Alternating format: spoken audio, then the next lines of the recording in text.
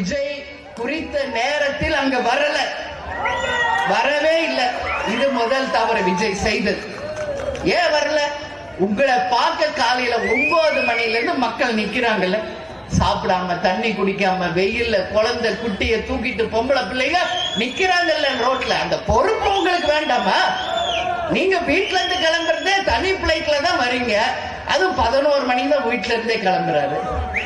தப்பு அது. நீங்க எதுக்கு அரசாங்க காவல்துறையை நம்பி ஏன் போறீங்க விஜய்? ஏன் இன்னைக்கு வந்து மேல நிக்கிறீங்களே, 4 பவுன்சர் உங்களை சுத்தி நிப்பாட்டுறீங்களா உங்க பாதுகாப்புக்கு? உங்களை நம்பி வந்த லட்சக்கணக்கான பெண்கள் ஆண்களுக்கு என்ன பாதுகாப்புக்கு விஜய் கொடுத்தீங்க? என்ன பாதுகாப்பு கொடுத்தீங்க? இன்னைக்கு ஒரு 10,000 பேர் இன்னைக்கு யூனிஃபார்ம் போட்டு நிக்க வைக்க வேண்டாமா? கயிறு கட்டி வந்து ஒழுங்குபடுத்த வேண்டாமா? அதே மாதிரி இன்னைக்கு உங்களை நம்பி வர்றாங்களே தொண்டர்கள், விஜய் தண்ணி கொடுக்கணுமா இல்லையா? ஒரு சாப்பாடு அவங்களுக்கு தரணுமா இல்லையா? என்ன கொடுத்தீங்க? ஒண்ணும் இல்ல. இப்படி பண்ணா எப்படி? அதனாலதான் அவ்வளவு மயக்கம், அவ்வளவு பாதிப்பு. இது விஜய் பண்ண 3வது தப்பு. உன்னை நம்பி வந்தாங்களே, கொடு சாப்பாடு, கொடு தண்ணி, கொடு பாதுகாப்பு, கொடு. 4வது அவர் செய்த தவறு, பஸ்ஸுக்குள்ள உள்ள பூந்துக்கிறாரு. ஏதோ கூண்டுக்குள்ள பூந்துக்கிற மாதிரி ஒரு சின்ன கண்ணாடி அது வழியா எட்டி பாக்குறாரு. என்ன ஓ மக்கள் தானே, ஒன்னைய தானே பார்க்க வந்திருக்காங்க, நில்ல மேல நில்ல ஒரு 4 மணி நேரம். என்ன போயிடும்? என்ன பார்க்க 9 மணில இருந்து நிக்கிறாங்கல்ல ஜனம்.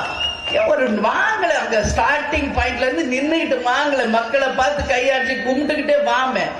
உள்ள பூந்துக்கினா அந்த நேரத்துல வெளியே வந்தா உங்களை பாக்குறன்ற எல்லாம் மேல வந்து விழுகுறாங்க.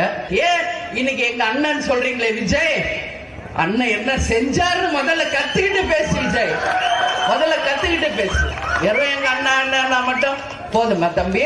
சொல்லு தம்பி, தப்பு. உன்னை நம்பி வந்தவங்களை இப்படி நீ சாகடிச்சது மிகப்பெரிய தப்பு.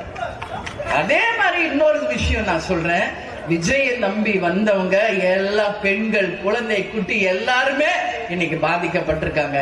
நிச்சயம் விஜய் நீ வந்து அப்படியே பிளைட்ல போய் வீட்டுக்குள்ள போனது தப்பு. இன்னைக்கு வரைக்கும் வெளியே வராதது தப்பு. போ, என்ன பண்ண போறாங்க? பண்ணட்டுமே, கைது பண்ணட்டும். நம்ம நாட்டுல கைது பண்ண தலைவர்கள் தான் வாழ்ந்ததா சரித்திரம், சரித்திரத்தை உருவாக்கியதா சரித்திரம். எத்தனையோ விபத்து நடந்துருச்சு, உன்னை அறியாம ஒரு விபத்து நடந்துருச்சு.